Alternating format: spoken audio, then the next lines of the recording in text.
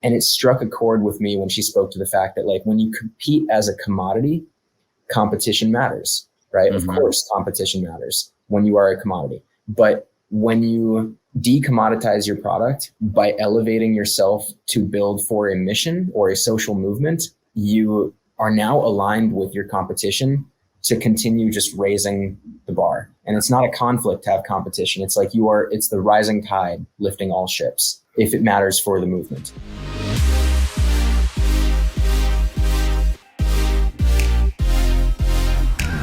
Hey, what's up, everyone, and welcome back to another episode of Organized Chaos Live. Thank you for joining me on this Friday morning. This is going to be a fun one. Today's discussion's all about recapping our incredible annual small business event that we do, Playbook. So this year, Playbook 2022 was epic. We had something like 5,000 virtual people signed up, registered for this event, and this was the third time that we've done this event. So as always, we put together incredible speakers, and this lineup consisted of Seth Godin, Allyson and Felix of Saysh, Montell Jordan, and tons more. And so what we're going to do today is kind of just casually break it down, talk about the behind the scenes, talk about the biggest takeaways from those speakers from the hosts of the event who put it on, me and my brother Jonathan. So joining me today is Jonathan Ronzio. He's Trainual's CMO. As I mentioned, he's my brother, known him for a long time, and he was the co-host of the event. So the two of us were lucky enough to be on stage together, having a lot of fun, talking to some incredible guests, and we're going to break it down for all of you here this morning. What's up, Chris? Hey, what's up, brother? How are you? I'm doing good. It's Friday. It's night. It's a beautiful fall day out here in Boston. I'm gearing up for a hell of a weekend. We'll get into that. I know both of us are going to be out at the beginning of next week, and we can talk about that in a minute too. How are you? I'm good. I'm excited. I was just going to say, I want to talk about your weekend that you're about to have here because it's a pretty crazy adventure. You know, for anybody that has seen my book or heard about our core values, one of them is collect experiences. And I think Jonathan was like the originator of collect experiences because the stuff you do is crazy. And I know I've gotten into some of these adventures, but what's your weekend plan all about? So Sunday, I'm flying out to Phoenix and then driving up to the Grand Canyon, and bright and early, probably somewhere around like 3 or 4 a.m. on Monday morning, heading out with two friends to do the rim to rim to rim run of the Grand Canyon, starting on the south rim, running to the north rim and back, which is roughly 50 miles, maybe just under, but we might try to just hit the 50 mark anyway. So it's a 50-mile run we're going to try and do across the Grand Canyon and back on Monday. Hopefully takes about 12 hours, maybe a little longer. Some crazy elevation gain, obviously starting on the rim, going down, up. It'll be a pretty intense little adventure. So for people that are in Arizona, which I'm sure as some of the people listening, you've heard of rim to rim or rim to rim to rim. Like it's a typical Arizona kind of crazy adventure. But anyone that lives outside of the United States or anywhere around the country here may not even have heard of this because it is a grueling challenge. Like if you've ever seen pictures of the Grand Canyon, you know how vast it is and how crazy it is. And so even just like hiking to the bottom, you know, a lot of people ride on donkeys or mules or whatever, you know, to make that journey. You're running down, you're running up, you're running back down, you're running back up. It's like, it's pretty insane. So Jonathan, when he was coming here, planning this trip with his friends, he reached out and he's like, hey, you should do this with us. I was like, clear no, like, no, thank you. I've got other things I'm planning for, I'm training for, but that's not one of them. But so that's what I'm doing Monday. And where are you going Monday? So Monday, I'm going to San Diego for another series of like medical tests. So I don't know if we've ever done an episode about this, about like being really proactive about your health. And so nothing's wrong, but coming into this year, I wanted to do almost like an executive physical to the max. Like I wanted to screen and make sure that I have nothing going on in my body that I need to be worried about. I have no early markers of anything. And so I found this place out in San Diego that does they map your entire genome, your whole DNA by taking blood. They test for like every illness and disease you could possibly have. They do full body MRI scans where they can detect, anything that's not supposed to be there, down to like the tip of a pencil, like a dot, if you put a dot of pencil on paper. And so it really gave me the peace of mind that, I'm good health wise. But then you go on a recurring basis to just monitor your blood work and make sure that none of your levels are changing, or make sure that, your body composition and everything is where it's supposed to be. And so, it's definitely an investment, but it's a proactive investment, because I think if you don't have your health, you don't have anything. And so that's what I'm doing Monday. I'll be working remote out there and doing blood work in between meetings. I'm going to need one of those probably after the rim to rim. But you should not do it after, because your levels will be all over the place. Insane. Right. Well, I wanted to bring both of those things up because one of my favorite quotes from Playbook was on day 2 when I was interviewing our friend Montell Jordan. He spoke about learning to prioritize, not balance, right? And even like in the intro to Organized Chaos, I heard it because I was tuned in on it. But like you talk about adding professional and personal life and like all these things that come and for entrepreneurs and small business leaders, right? Like balance is a big topic of conversation and something that a lot of us struggle with.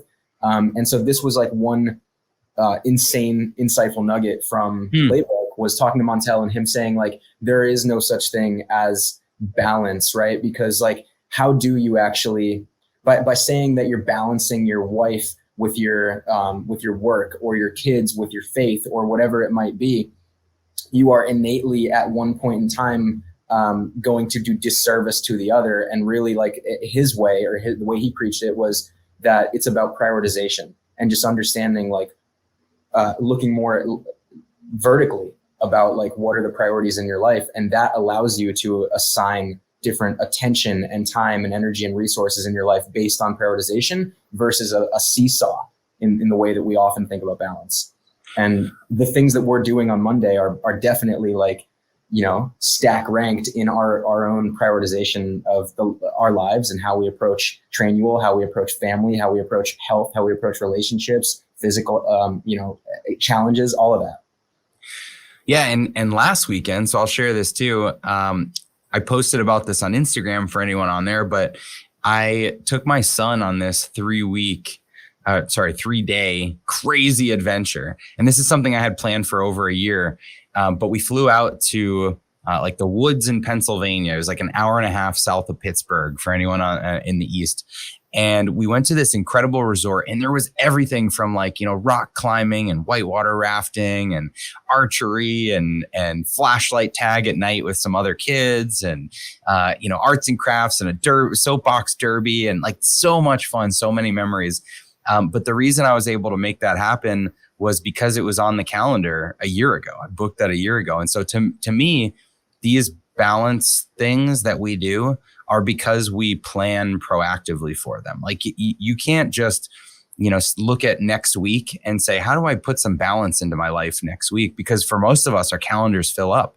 Like you've got whatever project you're working on, or whatever deadline or due date is looming. And if you've got a big task list, it's hard to say, oh, I'm going to take tomorrow morning off, but like when you've got those blocks on your calendar to say, oh, this day I'm out of town, or this day I'm doing a spa day, like whatever, it's a local, I'm doing a staycation. I need, mental health, or I'm going to read a whole book. Those are amazing days, but you don't just find those in your schedule. You have to be proactive about putting them there. Yeah. You talked about how like I jokingly was the originator of the collect experiences thing because of like pre-Trainual. I was just traveling the world climbing and doing crazy stuff all the time. And that was something I had to reprioritize. Right? Like as the business scaled and as attention needed to be put towards some of what we were doing to scale it. And at the same time, like through the course of the past 6 years of, getting married and buying a house, and now 8 months ago, having a son, and like, I've got 2 dogs and a cat, and like all these things just snowball in your life. You always have more things to take on and more responsibilities. But you are successful with what you put attention to, right? And if you don't do something, people say, I wish I could do that. I wish I could do that. If you're not doing it, it's because it's not a priority, right? So it would have been easy to not proactively put something like an ultra run across the Grand Canyon on my calendar, right? That takes a lot of time to train for and to like get into the schedule. But at the same time, I know that I value that in my life, and I can't live my life without some sort of epic adventure on like an every 3 to 6 month basis. And so I put the time in and make sure that it does not fall in, outside of being a priority for how I stack my time. Yeah. Show me your calendar and I'll show you your priorities. Like, exactly. Yeah. that's what it's about. So, all right. Well, Collect Experiences isn't just about ultra marathons and whatever, it's in the consulting business before Trainual is where the value actually originated, and experiences were those kind of things. But experiences were also, just traveling to other countries or going to new restaurants or going to conferences, learning things you've never learned before. And I think that's what we try to help other people do with Playbook. So coming back to Playbook, it was an experience. It is a 2-day thing where people carved out time on their calendars because they want to spend time learning and growing. And so anybody that's listening that was already there, like you get it. You're doing this. You were learning. And so I wanted to do this episode really just for us to talk about, behind the scenes, like what is this event like, putting this together? Maybe we start there and then let's go through the speakers, because since you and I kind of alternated interviews throughout the whole day, the thing that probably a lot of people don't know is that we don't really get to see each other's interviews live because we're prepping in a different room for our next interview. And so I would love to hear your takeaways from your sessions, and I'll share mine from my sessions. But let's start with behind the scenes. So how do we even pull this thing off? Months and months and months of work and an incredible team. It takes an incredible team to actually pull this off. I mean, the way that we do it is, it feels simple when you tune in because it's literally just Zoom, right? We just send out a Zoom link and it's just like, hop on, tune in. But it's more than just jumping on a webcam and having like a live podcast conversation. Like we want it to feel bigger than that, right? And that's why we have this studio space that we go to. Shout out to our friends at Design Pickle out there in Scottsdale, who let us use their warehouse and all their different spaces to do the live stream. We build a set. Our video producer was like working on building that actual set, getting this whole thing painted, our brand color, and building that sign and setting up this space that would be like the home base for you and I to conduct the interviews together. But then we've got our satellite studios where we had just big backgrounds printed and set up tons of lights. We had a crew of 4 people actually running the live stream on site. But I don't know where you want to dig into first, but it was about 7 months of pre-planning to bring the 2 days to life, to get speakers, to build the site, to build the brand, all of that. Yeah, that's what I was going to say. So when did the speaker outreach start? It was 6 or 7 months earlier? Yeah.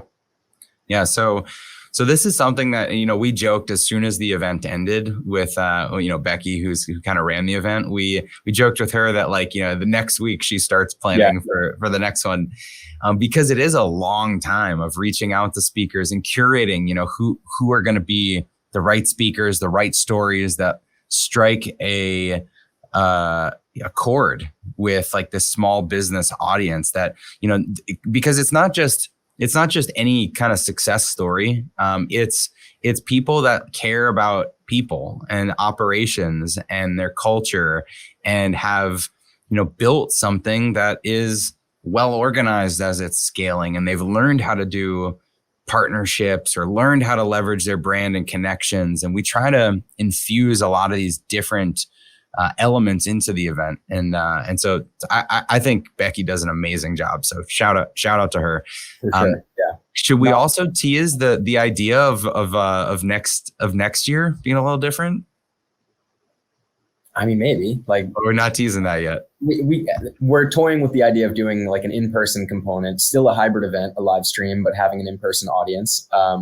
But this is very early in the very, conversation. very, very early. So, but if you're listening to this, if you're on LinkedIn listening live, if you're on the podcast listening after, I want to hear from you. Send a message if you have any interest at all in getting together with other attendees in person, because we may do like a sliver of this event that is in person. It'll still be available for free around the world, live stream, whatever, but we may have some kind of like bonus, content or something that happens live in Arizona. So if you're interested in that, let us know, because this could be like kind of a focus group.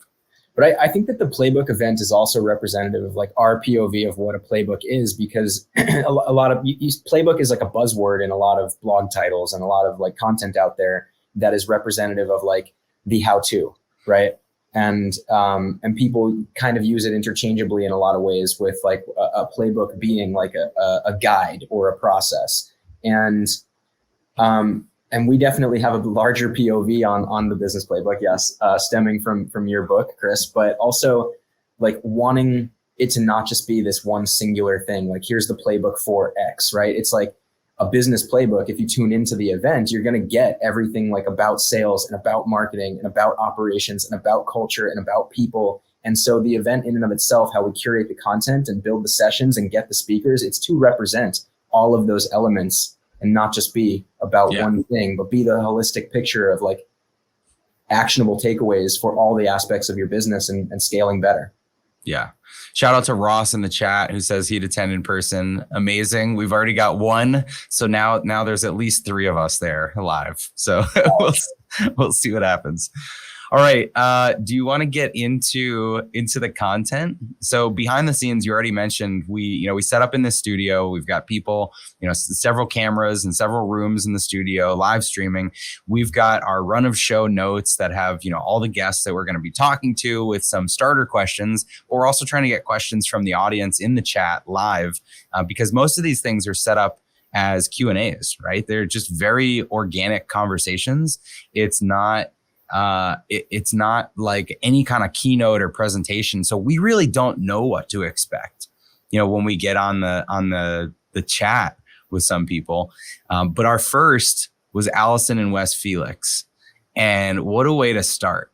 So for anyone that doesn't know Allyson's story, she is the most decorated track and field Olympian of all time. If you go Google her name, if you don't recognize it, and you'll remember pictures of her running across the finish line and just collecting gold medals like crazy. She has something like 27 medals across all of her, Olympics and world championships and things like that. And so she was an athlete that was sponsored by Nike. But when she decided to get pregnant and have a child, the sponsorship went on kind of a hiatus. And I guess that's how it used to work in, sponsorships. And she, brought this to the public sphere and said, it feels like this shouldn't be okay. And in doing so, she made this huge decision with her brother that she wanted to start her own brand of shoes and like sponsor herself. And so she created this shoe, Saysh, Saysh, really cool shoes that are made specifically for women. And what blew my mind during this interview is her and Wes are explaining how the mold for shoes, for what we see as women's shoes when you walk into a Foot Locker or Dick's or whatever, the women's shoes are just different colors and sizes. It's a label and some colors. That's all that makes it different from a men's shoe. They're made from the same exact mold, but women's feet are actually pretty different. And so when they discovered this, they were like, let's make the first ever women's shoe. And that was baked into their DNA as a company to say, how do we build this business for women, for supporting women? Such a cool story. Like I learned a lot in that. I think there's a couple things there, right? It's like, as just a simple takeaway for everybody, who are you building for? And where is the white space and the opportunity of what is like, how are they not being served best, right? If you're making shoes for women, it seems so obvious. It's like, use a mold of a woman's foot to make shoes for women. Great. Nobody's doing that. Do that. Where else across any business opportunities in any markets, in any industries, any personas, like are the true buyer persona not being authentically represented? Yeah. Right. Like that. So that's just one. And then the other is around, they have a movement, right? It's a mission in that company. It's not just sell women's shoes. Like, and this was the same with the Giving Keys. This was the same with Little Spoon. Even Alli Webb from Drybar was talking about this. She was saying, like, we're not selling blowouts. We're selling, what was it, happiness and confidence and self-care, right? And Saysh is selling the like progression of women's equality and that movement. And it struck a chord with me when she spoke to the fact that, like, when you compete as a commodity, competition matters, right? Mm-hmm. Of course, competition matters when you are a commodity. But when you decommoditize your product by elevating yourself to build for a mission or a social movement, you are now aligned with your competition to continue just raising the bar, right? And it's not a conflict to have competition. It's like it's the rising tide lifting all ships if it matters for the movement.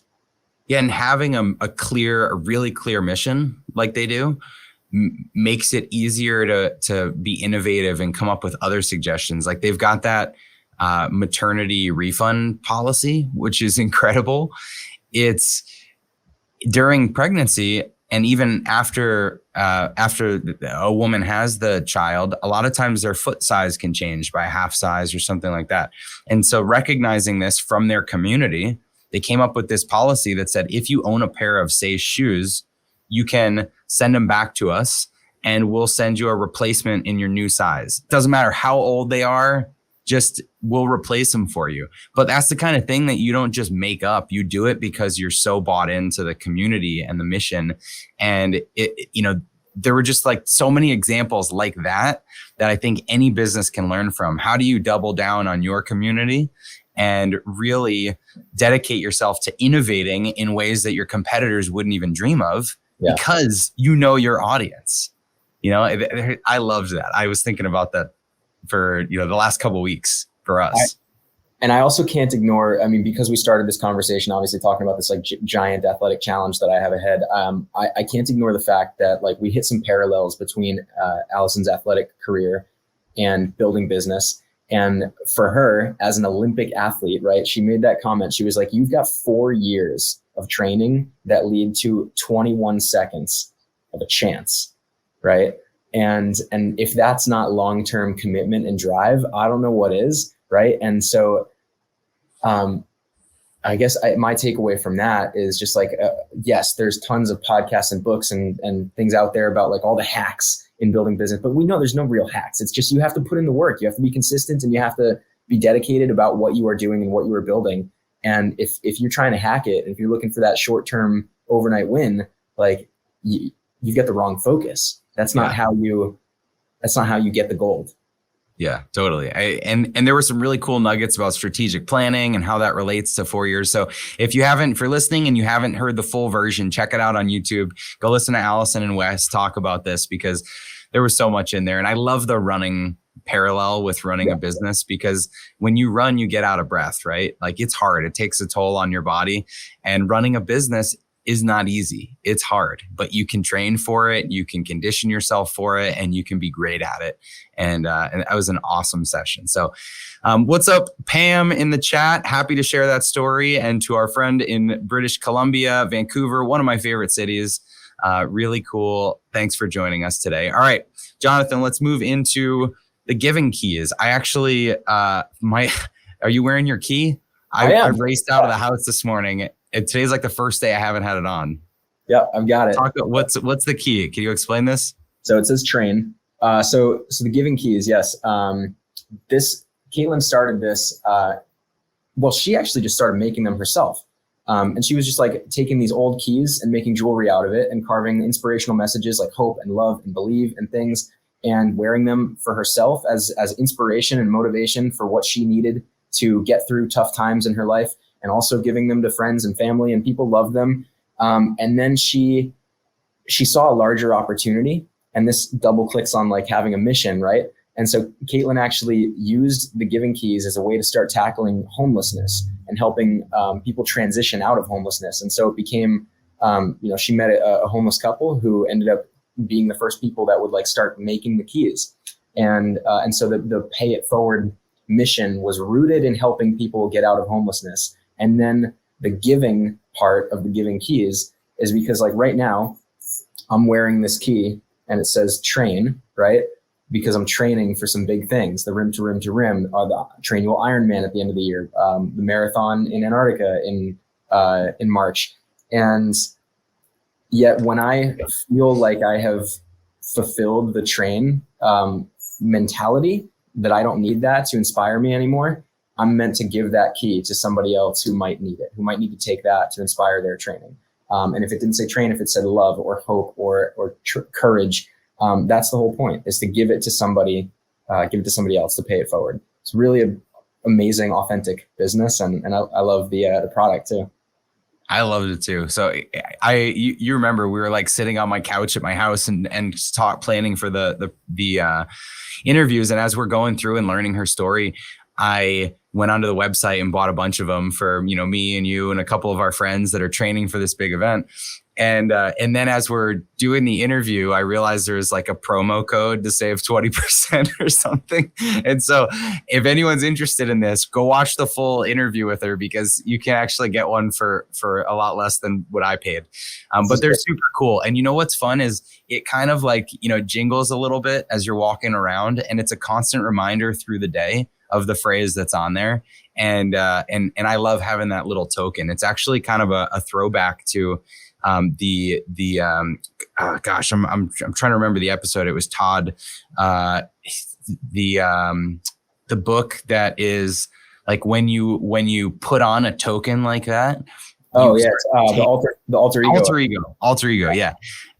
So the past episode of Organized Chaos, but that message in that book is like, sometimes you wear this token or you put on something, a bracelet, a watch, whatever, and you take on the characteristics of this like alter ego, and you can perform at a higher level. And so I think that the Giving Keys have a little bit of that aspect too, which is pretty cool. Yeah. Yeah. I mean, that's ultimately just about, like, again, building a community around a brand with a mission. Like that's how you find your people. People can smell what your motives are, right? They'll know what you're trying to do. And she found the people that need her most. Right. Okay, so I think we broke for lunch. Then we came back and had, or maybe this was before lunch, we had Mignon and Natalie. So Mignon Francois, Natalie Dow. So Natalie is with Liquid Death, the water company, which is such a crazy brand. And Mignon is in the cupcake business. So you were interviewing them. What stood out to you about this one?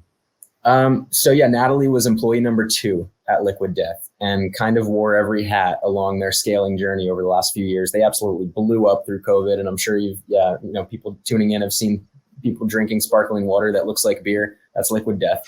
I saw it at a concert recently, and everybody's carrying around the can of Liquid Death like it's a tall, big beer you'd get at a sports game. It's so funny. Yeah.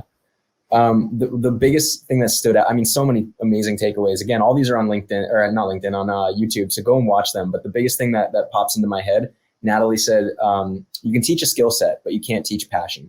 She was talking about how they built their team and their hiring process and what they're looking for in new employees. And that's like a non-negotiable, is like you can teach any skill set, but you can't teach passion.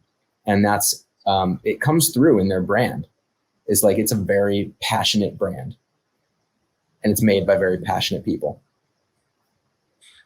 Yeah. And it was fun to see them play off of each other, both being in the like consumer product space, which, if you're a business that is software like ours, then consumer products is so interesting. And if you're in a service business that, is selling time like an agency, then, SaaS a lot of times is interesting. And you can learn a lot from exploring different types of businesses and how those things apply to you. That's why I loved consulting so much under, before Trainual, was, what you could learn from working with an electrical contractor or a medical office or a retail store. You get these little nuggets that are like, oh, we could use that in our business, but it's not typical in our industry. And so it was fun to hear, some kind of product hacks. It kind of reminded me a little bit of the Bombas socks interview from our last year playbook. So that was a good one too.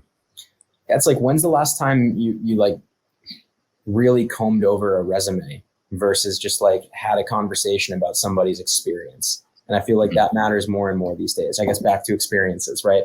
But that's where passion comes from. And then Mignon, I loved her take on, it often feels like a conflict to like build a really, really great, like kind, compassionate culture versus like build a company that's like really sharp on performance management and able to have the hard conversations, right? Those a lot of times feel in conflict. It's why Radical Candor is an awesome book and people should read that. But Mignon's answer on how she thinks about that is, to be clear is to be kind. Right. And it's so true. It's just like, yes, okay, to be clear is to be kind. Like, not dance around if somebody is like not performing as they should, but like let them know and be clear. That's not being a jerk. That's helping them, and that helps create a better culture. Yeah, and I think that clarity equals kindness proliferates throughout your business in a lot of ways. Like I think I posted on LinkedIn yesterday or 2 days ago about us communicating our specific financials and cash position and whatever as it relates to the market, and a lot of companies doing hiring freezes or layoffs. The clarity is what builds trust, and it's kind. It's actually like nice of you to build some clarity with your people. And I think that relates to job expectations. It relates to performance. It relates to so many things. It's, when you're not clear, when you're confusing, you leave a lot of room for interpretation, and people can make up their own problems or make up their own issues. And so that kind clear is kind. I love that thread. All right. So then we went into one of my favorites of the I mean, I guess they're all great, but I was so excited to talk to Jason Fried from Basecamp 37 Signals. Hey, I followed his stuff for a long time. He's got his newest book, It Doesn't Have to Be Crazy at Work. If you're a podcast listener here at Organized Chaos, you heard me interview DHH, his co-founder, partner. And that interview, we could have talked for a week. There was so much to cover. You're holding up this book. Yeah. I'm obsessed with it. Yeah. So Jonathan, if you're listening to the audio, he's holding up Rework. Same. I read that back in, I think it was 2010 or something when it came out. And it's just such a practical, like, way of doing business. Like that's what I found myself as I'm reading through that. That book specifically is more like, it's like a picture every 3 pages, an illustration and a phrase that a quote that you'd want to like put on your wall in the office. It was so foundational for me in running my first business. And so yeah, I've followed these guys over the years, and there's a lot of things that I think Basecamp has done differently. And they've kind of, whenever the market zigs, they zag, like whenever everybody's, charging per user or something for years and years and years, they just had flat rate pricing, like $99, unlimited users, whatever, just use our tool. Everybody's raising money. They said, nope, we're never going to raise money. We're just going to bootstrap it. Everyone's hiring 500 employees. They said, nope, we can do this with 40 people spread around the world. Everybody's in a headquarters. They're remote. Everybody's, so many decisions that they've made have been counterintuitive and contrarian. And it makes you challenge the way that you're thinking about running your own business. And so right or wrong, agree or disagree with how they're doing things, I think the challenge is what's important, because not everything they're doing, I don't agree with every single thing they're doing. I'm going to run my business how I run it, but they're prompting so many interesting conversations. That's what I loved about it. And so just so happened that like 12 hours before I'm interviewing Jason, they roll out Basecamp 4 quietly, very quietly, and didn't even promote it much. But if you went to their website, their pricing changed, their product changed, their website changed, everything changed. And so in the hours leading up to this interview, we're like poring over their website and trying to figure it out. And he kind of did like a little bit of an unveil or release. And so that's fun to watch if anyone goes back. The first public place that he talked about Basecamp 4. Yeah, which was really cool. Another thing that he said that is just one of their principles that I love is talking about how much the owner's word weighs. that the owner's word weighs a ton. And I'm sure you feel this, Jonathan, as a partner, co-founder here. When you say something in a meeting, or when you just offhand make some comment, the people on our teams can take that to mean like, oh, drop everything else. This is the thing Chris cares about. Yeah. And the same has happened to me when like I used to get emails, and I'd see an email, kind of a cold email, and think, oh, it's kind of interesting. Like this is in whoever's domain, and I would forward it to them. And then the next thing you know, they're like setting up demos and getting proposals and coming back to me and be like, yeah, we can use this service, and it's $32,000, and you just need to like sign this contract. And I'm like, hold up, what? Like, how did we even get here? And they're like, oh, you sent me that email. I figured you wanted this done. And when you think about that simple example, like how many times does that happen in a business with just the owner coming in, or a leader coming in and saying something that lacks clarity? Back to our last point, to their team.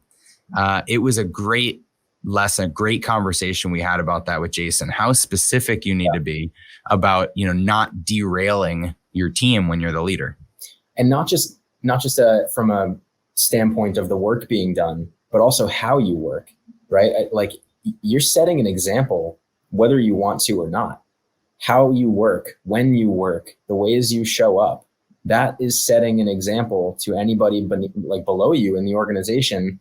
And they're going to think that's how they need to show up. That's how they'll be expected to work, whether you want to or not, right? It's like you hear people become a celebrity and they're like, oh, I never wanted to be a role model. It's like, well, you have to be conscious of your influence. Yeah. Eyes and attention are on you, and you are influencing people, whether you intend to or not. Right. Yeah. So the conversation with Jason was fun. It was very rooted in company culture and just how you run your business. The newest book, It Doesn't Have to Be Crazy at Work, is you hear so many people say when you ask them like, hey, how are things going at work? It's like, oh, it's crazy. Things are so busy. It's crazy.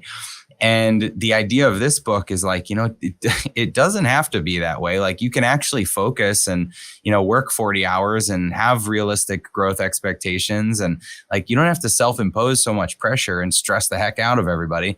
Right. So it's a really cool philosophy around running business. Definitely check that out if that's something you're focused on. All right. We went to Little Spoon. Yeah. So talk us through this one. So Lisa Barnett, Little Spoon, you have some personal experience with, right? Yeah.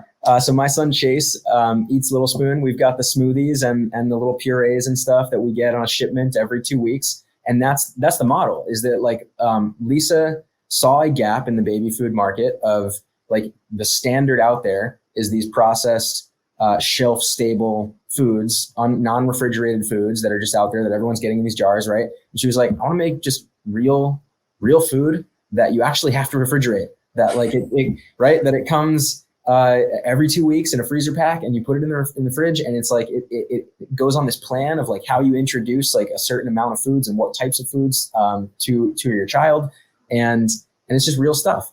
And so we started using it. Chase loves it. We love the brand, and so we had an awesome conversation with Lisa just about like that.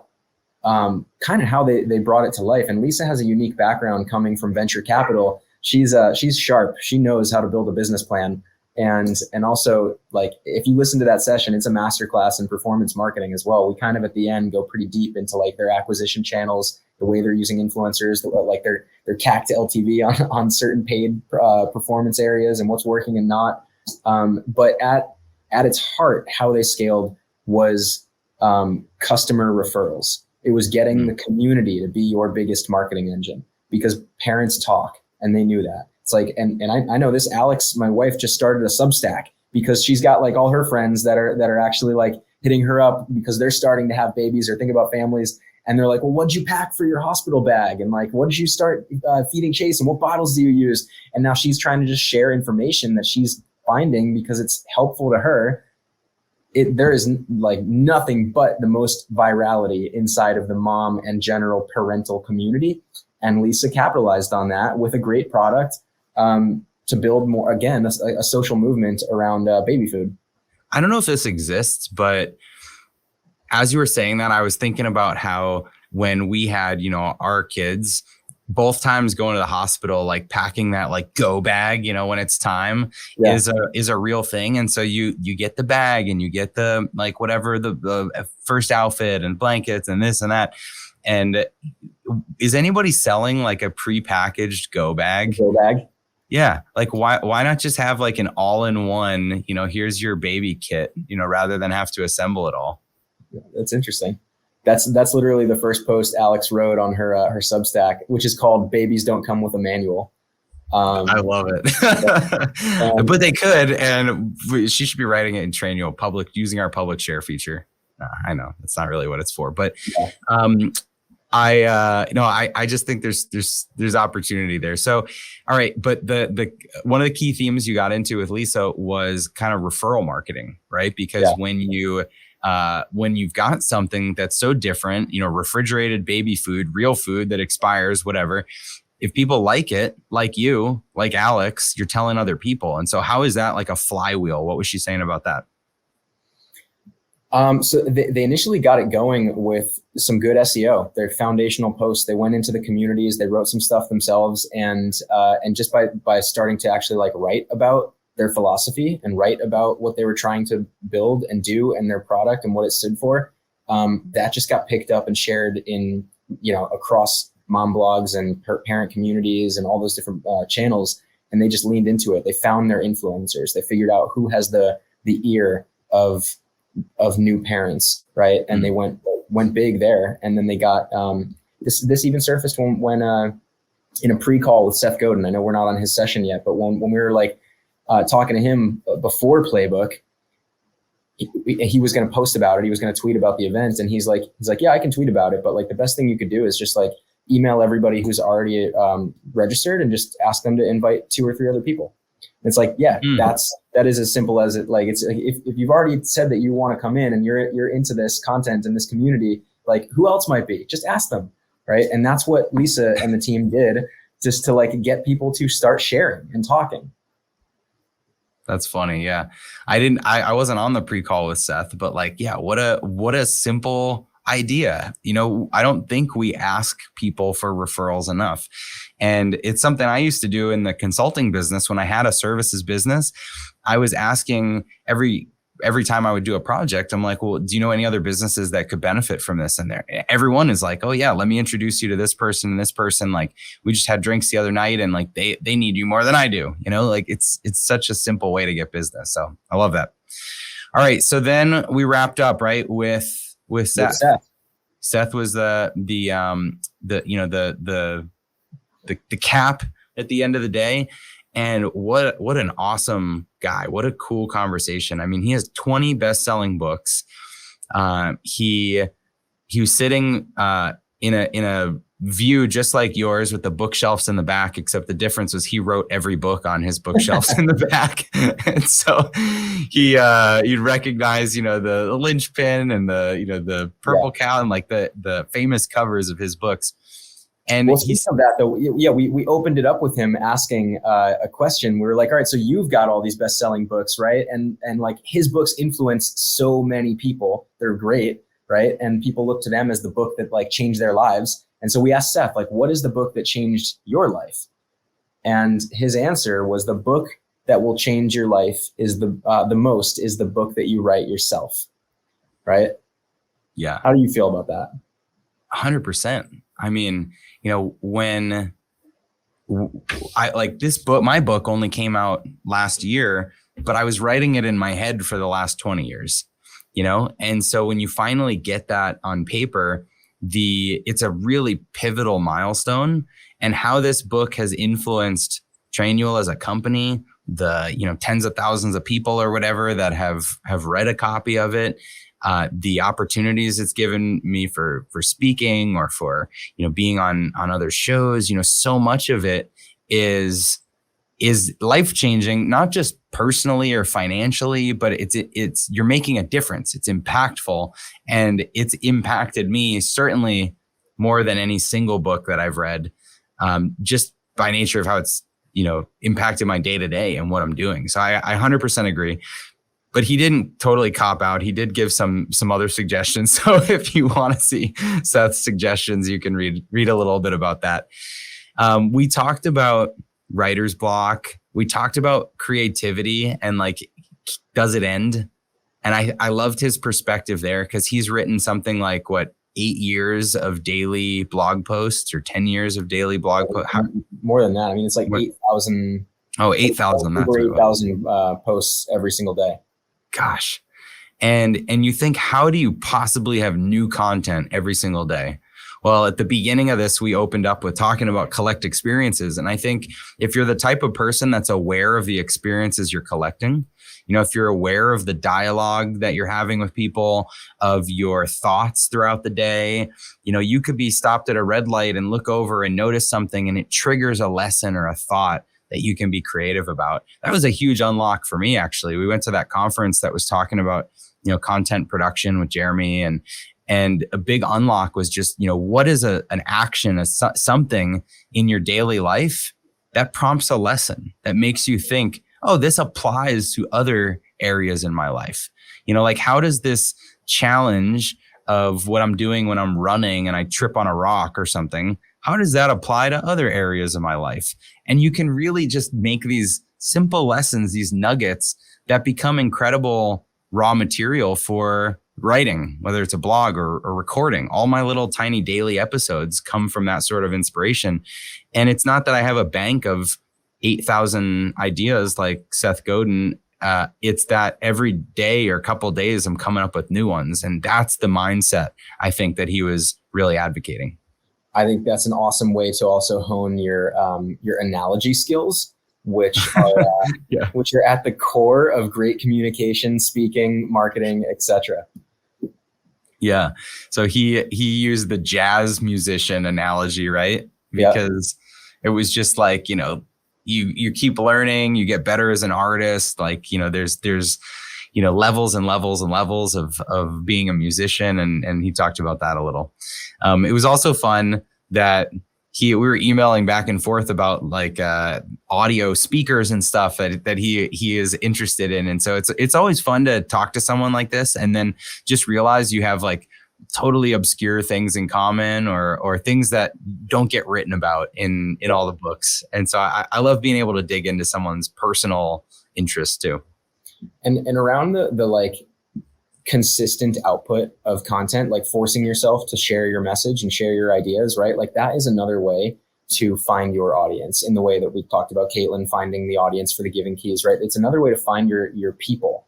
And what Seth spoke to with that is like, it matters more to matter to a few than be seen by many, right? And I think in this world of just social media and influence and unicorns and all of that, where it seems like so many are chasing volume over impact. And we even knew this actually just looking at like the attendees of this year versus last year. Like we actually had more people register for last year's Playbook event, but we had more people attend this year's Playbook event because we found a tighter community who connected more with the content we presented this year. Right. Yeah, definitely an upgrade. All right. So that brings us to day 2. We've only got, I was just looking at the clock. We've got like 8 minutes left to record this. And so we're going to have to race through this. So let me just rattle off day 2, kind of the lineup. We started with the unveiling of some new product features.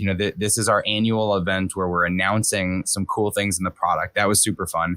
What'd you announce real quick? Hit list. So we talked about the role chart where you can take all of your roles, responsibilities and build not just an org chart with your people, but a role chart of how those roles interact with each other, which is super impactful when you're building your future, the future of your organization. When one person wears a lot of hats, you can have one person that sits in a lot of roles, but you can visualize that through our new feature. So that was really exciting. And then we rolled out Trainual tags. Let's see if I have one within reach. I don't. They're in my backpack. The little physical tags that you can put anywhere in your office, on your equipment, in your trucks, in your inventory, with your customer locations, and touch your phone with an near field communication, kind of like an Apple Pay, to pop up your Trainual content right on the phone. So that's been really exciting to be shipping physical products out. Then we announced our Trainual Capture, which is a browser extension that lets you record everything you're doing in your screen and kind of writes the steps for you. We announced Trainual Context, which lets you access any of your Trainual content anywhere on the internet based on the URL that it pops up on the page. So you have the info you need wherever you need it.